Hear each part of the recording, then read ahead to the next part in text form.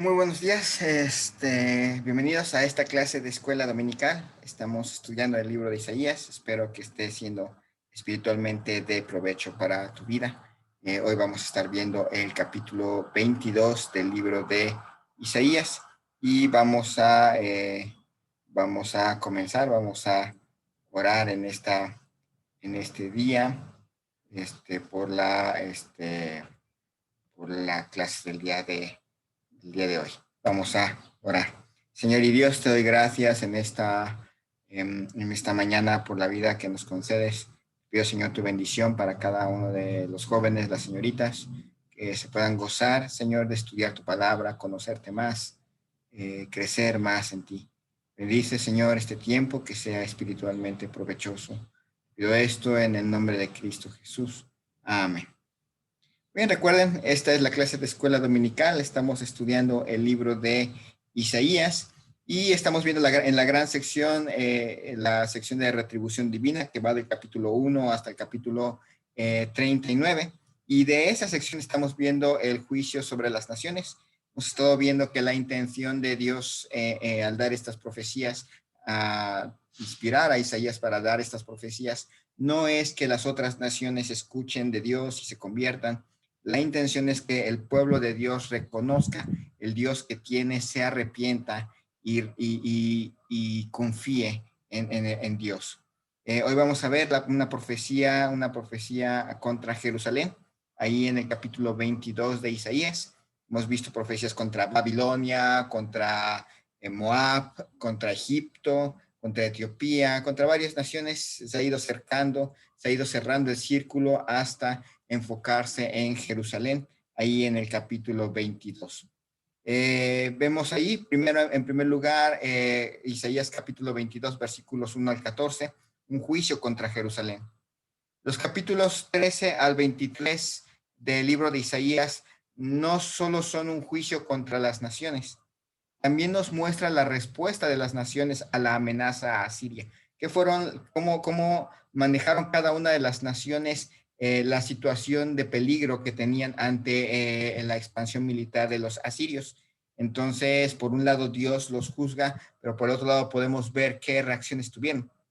Parece que aquí en capítulo 22, el pasaje se refiere a la invasión por parte de Sennacherib en el año 701 antes de Cristo. Y el propósito de Dios era hacer que ellos se volvieran a Dios. Pero ellos, en lugar de volverse a Dios, actuaron con indiferencia y autosuficiencia. Es decir, Dios les envió un juicio, una prueba muy severa, y la gente, en lugar de reaccionar y arrepentirse y volverse a Dios, hicieron exactamente lo contrario. Actuaron con indiferencia a Dios, siguiendo con sus mismas costumbres, y se creyeron autosuficientes, tratando de mejorar, bueno, tratando de protegerse ante el inminente ataque de los asirios. Vemos ahí en capítulo 22, versículos 1 al 4 del libro de Isaías, profecía sobre el valle de la visión.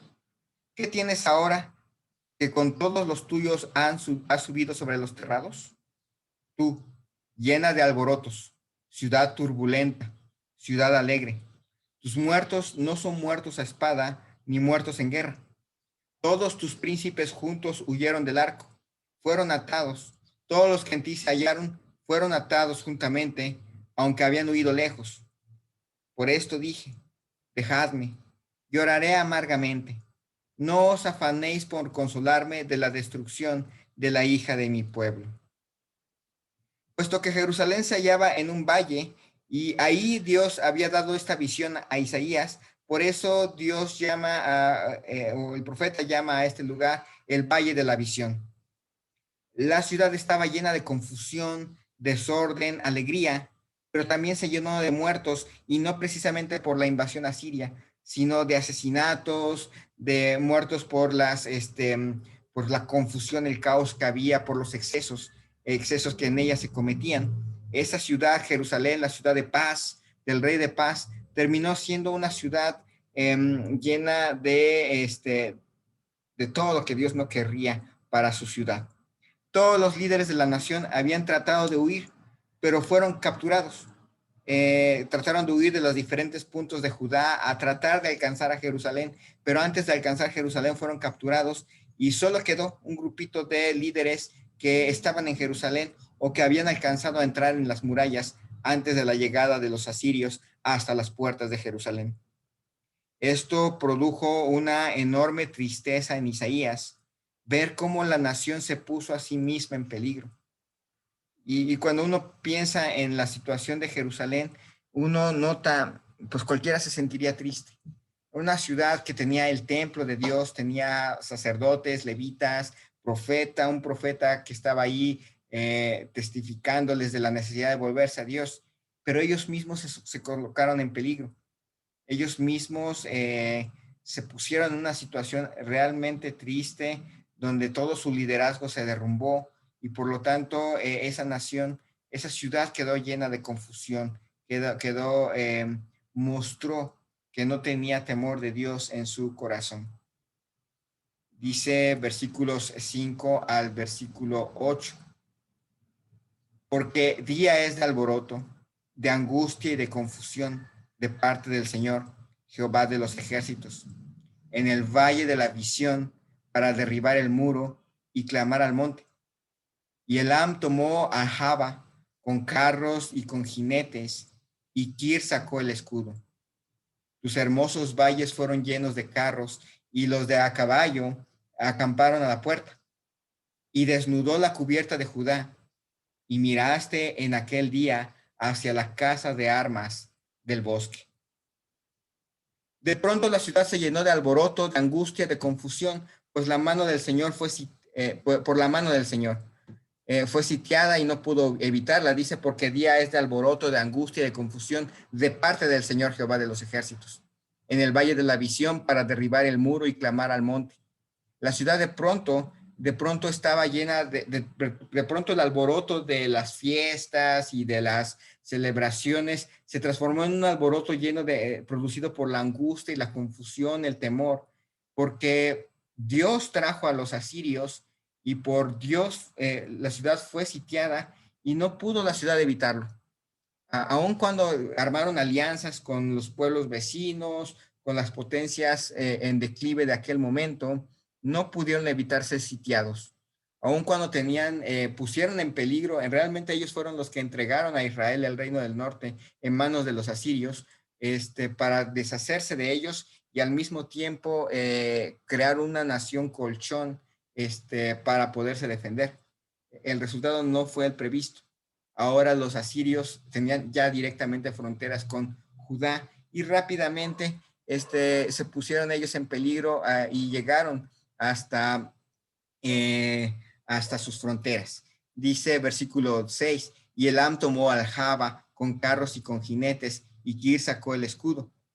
De Elam, la región de Media y de Kir, una de las provincias del imperio asirio, llegaron tropas para indicar que el imperio descargó su fuerza contra Jerusalén.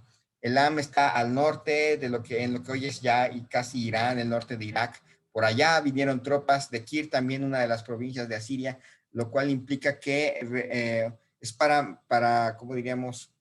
Simbolizar que el imperio asirio descargó toda su fuerza sobre Jerusalén. Trajo suficientes tropas como para ocupar el país, sitiar Jerusalén, prepararse para un sitio largo y ocupar la ciudad y destruirla después. Entonces, ahora sí estaba en una situación realmente complicada, realmente difícil y no podían evitarlo.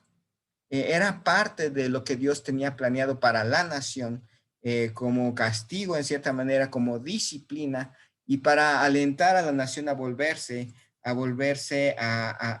Dios de Israel. Entonces dice, tus hermosos valles fueron llenos de carros y los de a caballo acamparon a la puerta y desnudó la cubierta de Judá y miraste en aquel día hacia la casa de armas del bosque.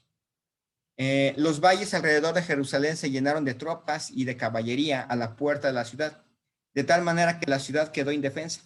Más adelante vamos a ver el relato histórico que da Isaías al respecto. Pero finalmente el valle de Jerusalén fue ocupado, la ciudad fue sitiada, no había manera de escaparse. no había manera de traer ayuda, no iba a llegar ayuda, y la ciudad finalmente quedó indefensa. Dios puso a la nación y a Judá en el punto exacto para que entendieran el único que los puede ayudar es Jehová. Los tuvo que colocar en esa posición porque de otra manera ellos insistirían en mantenerse lejos de Dios. Es muy triste para Judá tener que llegar a ese punto. Y es muy triste para cada uno de nosotros que Dios nos tenga que poner en un punto de indefensión realmente extremo para que entendamos que necesitamos de Dios, que incluso pueda llegar a tocar hasta el centro mismo de nuestro corazón para que nos dobleguemos ante Dios y ya no nos creamos autosuficientes ni seamos indiferentes. A veces Dios tiene que hacer así con su pueblo, con su iglesia, con sus familias, con sus creyentes, para evitar que realmente se vayan a un punto de juicio irreversible en sus vidas. Dice versículo 8 al 11, estamos ahí en Isaías capítulo 22. Y desnudó la cubierta de Judá, y miraste en aquel día hacia la casa de armas del bosque. Visteis las brechas de la ciudad de David, que se multiplicaron, y recogisteis las aguas del estanque de abajo, y contasteis las casas de Jerusalén, y derribasteis casas para fortificar el muro. Hicisteis foso entre los dos muros para las aguas del estanque viejo, y no tuviste respeto al que lo hizo, ni mirasteis de lejos al que lo labró. Ante la situación precaria, la nación no se volvió a Dios, sino que siguió haciendo las cosas a su manera. Y primero se prepararon sacando las reservas de armas que estaban en la casa del bosque de Salomón. Dice, y desnudó la cubierta de Judá, y miraste en aquel día hacia la casa de armas del bosque. El rey Salomón había hecho una casa, le llamaban casa del bosque, no porque estuviera en el bosque. Imagínense, está en el bosque, llegan los asirios y se la llevan. No, sino porque probablemente fue hecha de madera de bosque. Y por eso se le llamaba así, la casa del bosque, estaba dentro de Jerusalén. Y ahí se había convertido en una armería. Es decir, ahí se encontraban las reservas de armas de la ciudad. En lugar de ir todos al templo a solicitar misericordia y perdón de Dios y ayuda de Dios, en lugar de hacer eso, lo que hicieron fue ir a la casa de armas del bosque y contar todas las reservas de armas y prepararse para la guerra. Dice versículo 9, visteis las brechas de la ciudad de David que se multiplicaron y recogisteis las aguas del estanque de abajo. Comenzaron a reparar las brechas que había en la fortaleza de David. Trajeron por medio de un canal agua para un estanque, fortaleciendo las reservas de este líquido. Vieron las brechas de la ciudad de David, no la ciudad en sí, la ciudad de Jerusalén, sino la fortaleza principal, diríamos la Acrópolis, pudiéramos decir, la ciudadela. Entonces vieron las brechas, las partes del muro que estaban derruidas o que no estaban firmes, las repararon, las multiplicaron, las hicieron crecer para que la ciudadela quedara bien protegida. En caso de que cayera Jerusalén, todavía la fortaleza podría resistir aún más.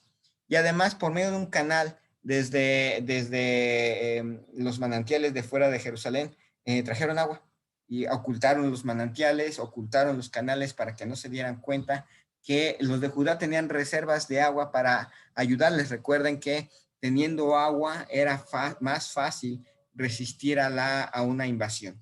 Entonces, ellos están tomando posiciones de tratar de defenderse, de usar todos sus recursos para defenderse en lugar de acudir a Jehová a pedir socorro y ayuda.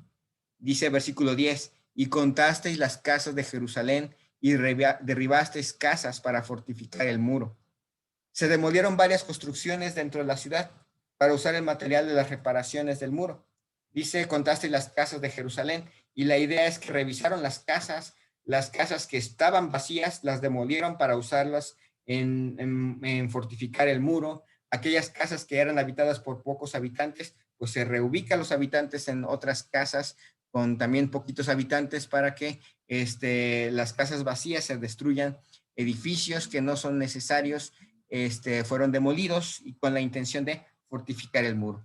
Todo esto nos indica que el pueblo de Judá está tomando provisiones para una guerra larga, pero en ninguna de estas decisiones está el ir al templo, pedir perdón, destruir también los dioses falsos que tienen en la ciudad y confiar en Jehová, en que Él los librará. Dice versículo 11, hicisteis foso entre los dos muros para las aguas del estanque viejo, y no tuvisteis respeto al que lo hizo, ni mirasteis de lejos al que lo labró. Hicieron un foso entre el muro de la ciudad, quizás lo que hoy sería el estanque de Siloé, bueno, no hoy, después sería el estanque de Siloé, sin nada de respeto por Dios y su obra, aumentando así el peligro. Ellos estaban, pues, sin el menor respeto de Dios, sin el menor temor a Dios, estaban fortificándose para poderse defender. Esto, en lugar de crear defensas firmes, estaba aumentando el peligro, puesto que Dios podía finalmente soltar su protección sobre ellos y permitir que los de Asiria entraran a la misma capital de Judá. Entonces, estaban bajo una situación realmente riesgosa. Esa era su posición ante el peligro. Dice versículos 12 al 14. Por tanto, el Señor, Jehová de los ejércitos, llamó en este día a llanto y a endechas, a raparse el cabello y a vestir cilicio. Y aquí gozo y alegría, matando vacas y degollando ovejas, comiendo carne y bebiendo vino, diciendo, comamos y bebamos, porque mañana moriremos. Esto fue revelado a mis oídos de parte de Jehová de los ejércitos, que este pecado no será perdonado hasta que muráis, dice el Señor, Jehová de los ejércitos. Era un llamado divino a arrepentirse, a llorar, a vestirse de luto. Jehová de los ejércitos llama en este día a llanto, a endechas, a raparse el cabello y a vestir de silicio, a vestir silicio, los rasgos visibles de una decisión de arrepentirse. Dios estaba dándole a Judá, por medio de Isaías, esta profecía para que se arrepintiera. ¿Y cuál fue la respuesta de parte del pueblo? Y aquí gozo y alegría, matando vacas y degollando ovejas, comiendo carne y bebiendo vino, diciendo, comamos y bebamos, porque mañana moriremos. En vez de arrepentirse, ellos dieron rienda suelta a la alegría, la fiesta, la comida y la bebida.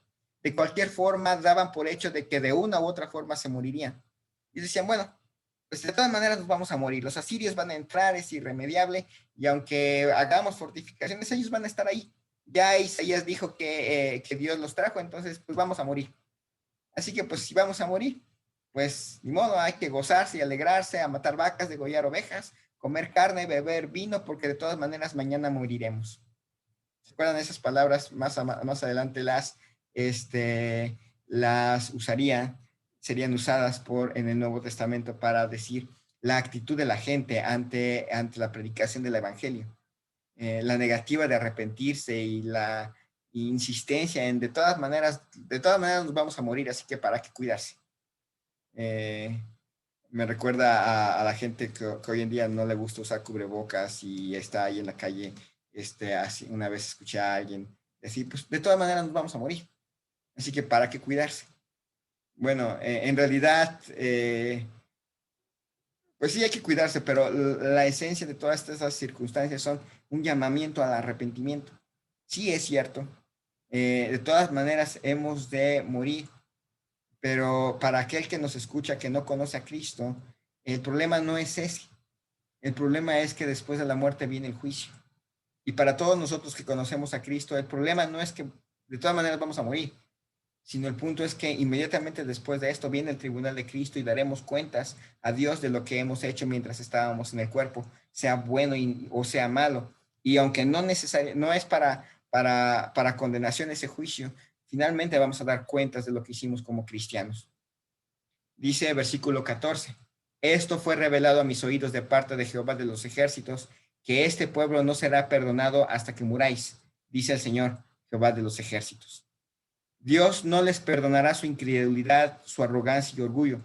Así se irían a la tumba, lo prometía el Señor. Dice, su pecado de no arrepentirse no será perdonado. Salvará a la ciudad, eso es cierto, pero el pecado de ellos no sería perdonado y se irían con él hasta la tumba. Ese sería su condena. Y finalmente, tarde o temprano, esos que oyeron el mensaje de Isaías se presentarán en el juicio del gran trono blanco y no habrá perdón para ellos porque se negaron a arrepentirse en su momento. Todo esto nos está hablando de un juicio, nos está hablando de la necesidad de volverse a Dios a su tiempo. Dice versículos 15 al 25. Bueno, hemos terminado esta parte, es el juicio contra Jerusalén. Hemos estado viendo un capítulo que nos habla acerca de diríamos, del sitio de Jerusalén por parte de Sennacherib. Y hemos visto hasta este momento cómo Dios quería hacer, Dios les llamaba al arrepentimiento. Dios les daba la oportunidad de arrepentirse y volverse a Él, pero ellos respondieron con un no. Y a las demás profecías diciéndoles, miren, de Judá, todos los que son sus posibles aliados se van a rendir, no van a poder, nadie les va a poder ayudar, arrepiéntanse. Y la respuesta fue no. Y el resultado es que se iban a morir, iban a ir a la tumba con su pecado. Y no iba a haber oportunidad más para el perdón. Dentro del mismo capítulo 22 y dentro de la misma profecía con Judá, viene un juicio sobre Sebna. Ahorita vamos a ver a qué se refiere. Dice versículos 15 al versículo 19. Jehová de los ejércitos dice así: ve, entra a este tesorero, a Sebna el mayordomo, y dile, ¿qué tienes tú aquí? ¿O a quién tienes aquí que labraste aquí sepulcro para ti? Como el que en lugar alto labra su sepultura, o el que esculpe para sí morada en una peña. He aquí que Jehová te transportará en duro cautiverio, y de cierto te cubrirá el rostro. Te echará a rodar con ímpetu, como a bola por tierra extensa. Allá morirás, y allá estarán los carros de tu gloria, oh vergüenza de la casa de tu Señor, y te arrojaré de tu lugar, y de tu puesto te empujaré. No nos dice la escritura la razón por la cual Dios decide juzgar severamente a Sebna, que es un funcionario de alto rango del gobierno de Judá. Es encargado de las negociaciones con Sennacherib, él es mayordomo y es el tesorero. Y probablemente, no lo sabemos porque no lo dice la Biblia, pero probablemente compartía la posición del pueblo que se oponía a arrepentirse y alentaba a eh, tomar las decisiones para protegerse, ya sea buscando aliados, ya sea fortificando la ciudad. Jehová de los ejércitos dice así: ve a este tesorero, y luego le dice, ¿qué tienes tú aquí? ¿O a quién tienes aquí que labraste aquí sepulcro para ti, como el que en lugar alto labra su sepultura, o el que esculpe para sí morada en una peña? Él se labró un sepulcro bello en una roca, quizás pensando, como lo hacían los paganos, que así su nombre no sería borrado. Él seguía pensando, pues, con las alianzas que tenemos, pues no va a ser ocupada la ciudad y puedo labrarme un sepulcro para que me recuerden. Recuerden el nombre de Sebna, el nombre de aquel que logró hacer que, logró establecer los contactos para poder frenar la invasión a Siria. Dice versículo 17, he aquí que Jehová te transportará en duro cautiverio y de cierto te cubrirá el rostro. Pero Dios le decía a Sebna que él iría en cautiverio, que él sería avergonzado, iría con el rostro avergonzado, el rostro cubierto por la vergüenza. Es decir, que todo lo que hizo sería para su vergüenza, que al final de cuentas él terminaría exiliado. No quiere decir que los asirios ocuparían la ciudad y que por eso se lo llevarían, sino que él terminaría en el exilio. De una u otra forma, finalmente el rey de Judá se daría cuenta de lo que él estaba promoviendo y terminaría exiliándolo.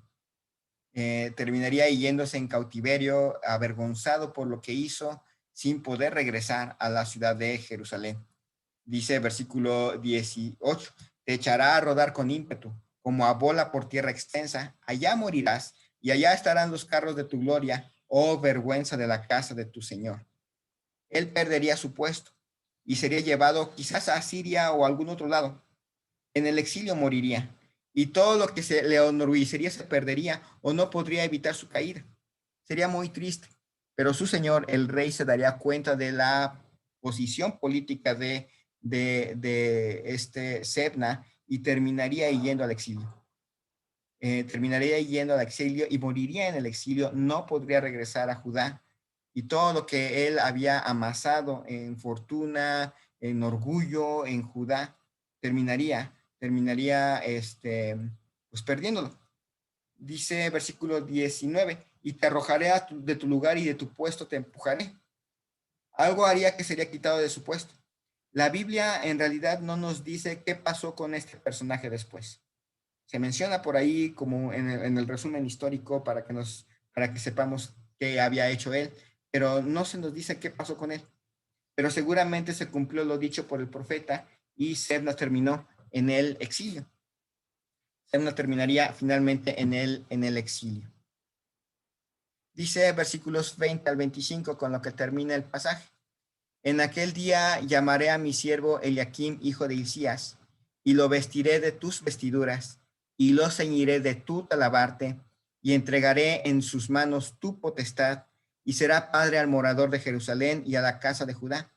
Y pondré la llave de la casa de David sobre su hombro, y abrirá y nadie cerrará, cerrará y nadie abrirá. Y lo hincaré como clavo en lugar firme, y será por asiento de honra a la casa de su padre. Colgarán de él toda la honra de la casa de su padre, los hijos y los nietos, todos los vasos menores, desde las tazas hasta toda clase de jarros. En aquel día, dice Jehová de los ejércitos, el clavo hincado en lugar firme será quitado, será quebrado y caerá, y la carga que sobre él se puso se echará a perder, porque Jehová habló. En lugar de Sebna, Eliakim sería el que iba a ocupar el lugar de Sebna. Eliakim también estuvo involucrado en las negociaciones con Sennacherib. Cuando lleguemos al resumen histórico que presenta Isaías más adelante, vamos a ver que él también estaba ahí. Era Sebna, el tesorero, y estaba Eliakim ahí. Y Eliakim se quedaría con el puesto de Sebna finalmente, cuando Sebna fuera al exilio. Dice, y lo vestiré de tus vestiduras y lo ceñiré de tu talabarte y entregaré en tus manos tu potestad y será padre, y será padre al morador de Jerusalén y a la casa de Judá. A él le daría Dios el puesto de Sebna, le daría su dignidad y autoridad y llegaría a ser respetado en la ciudad y en la familia real. Él obtendría el respeto finalmente, lo que Sebna quería para él y su familia, el respeto y el reconocimiento, finalmente Dios se lo concedería a Eliakim. Él tendría la confianza del rey al punto que se le entregaría la administración de la casa real y él podrá hacer lo que quiera con ella, porque él siempre va a ser fiel. Y pondré la llave de la casa de David sobre su hombro y abrirá y nadie cerrará, cerrará y nadie abrirá. Y lo hincaré como clavo en lugar firme y será por asiento de honra a la casa de su padre. Él y su familia se convertirían en un punto de seguridad para el país en esos tiempos difíciles. Lo verían a Eliakim y a su familia como una familia fiel, como una familia de la cual podían esperar que él atendería realmente los negocios del rey y los negocios de la nación. Él y toda la familia serán reconocidos por los vasos menores, es decir, por los pobres, pero también por las tazas y los jarros, la clase alta. Todos ellos estarían confiados en Eliakim. Colgarán de él toda la honra de la casa de su padre, los hijos y los nietos, todos los vasos menores, desde las tazas hasta toda clase de jarros. Es decir, que la nación confiaría realmente en Eliakim y les tendría confianza. Sería de esas pocas personas en las cuales podrían confiar porque sabrían que que Eliakim haría lo correcto. Pero dice, en aquel día, dice Jehová de los ejércitos, el clavo hincado en lugar firme será quitado, será quebrado y caerá, y la carga que sobre él se puso se echará a perder, porque Jehová habló. Pero al final, aún Eliakim y su familia pasarían. Serían quebrantados y quitados de su lugar, y la nación se echaría a perder, porque así lo había prometido Dios. Eliakim estaría ahí por un tiempo y cumpliría el propósito de Dios, pero como todo mortal, moriría, él, su familia, pasarían, irían a la tumba y la nación se echaría a perder, porque así lo había prometido Dios. Es un capítulo muy impresionante, jóvenes señoritas. Por un lado, vemos cómo Dios le anuncia a Judá el juicio, con el propósito de que se arrepientan, y cómo Dios, y cómo más bien la gente no se quiso arrepentir y sufrió las consecuencias. Y por otro lado, individualmente, habla de Sebna como una persona que de una u otra manera no confió en Dios y no alentó a la gente a confiar en Dios. Y lo que quería hacer, finalmente lo perdió. Y en su lugar, ellos, como diríamos, en su lugar Dios puso a alguien que iba a ser fiel, que iba a ser leal. Pero al final de cuentas, como todo mortal, también iba a pasar, porque el único digno de confianza es Dios. Y es un llamado, hoy en día podemos aplicarlo, que tuvo su aplicación en su momento, hoy en día podemos aplicarlo a nuestras vidas. Ha llegado un juicio severo sobre la nación. Hemos pasado por momentos difíciles como nación, como iglesia, inclusive como familias, como individuos, eh, pero lo ha permitido Dios con propósito, no para destruirnos, sino para que pongamos nuestro corazón, nuestra confianza plena en Él. Y ha dado, y siempre puede haber un buen o un mal liderazgo, no importa. Al final de cuentas, tanto el mal liderazgo pasa, como también el buen liderazgo pasa. Y el único en el cual debemos de confiar es en nuestro Dios. Es un llamado a arrepentirse y confiar en Jehová. Y si hay alguien que nos escucha, que me ve y que no ha conocido a Cristo como su único y suficiente Salvador, no piense, pues de todas maneras voy a morir, entonces tengo a comer y a beber y que sea lo que sea. No lo piense así, porque al final de cuentas, morir en su pecado va a ser una de las más grandes tragedias que podrá vivir en esta vida. Vamos a orar. Señor y Dios, te doy gracias en esta mañana por la vida que nos concedes. Pido, Señor, tu bendición para cada uno de mis hermanos, jóvenes, señoritas, que tú nos ayudes a reconocer que el único digno de confianza eres tú, que esta situación que estamos viviendo no tiene como finalidad lastimarnos y destruirnos, sino que confiemos en ti, que confiemos plenamente en tu provisión, en tu persona, para ayudarnos en estos tiempos de crisis. Gracias, Señor, te damos por todas las bendiciones que tú nos das. Te pido esto en el nombre de Cristo Jesús. Amén. Que el Señor les bendiga grandemente. Primero Dios, nos vemos el próximo domingo. Que Dios les bendiga grandemente. Hasta luego. Hasta luego. Cuídense.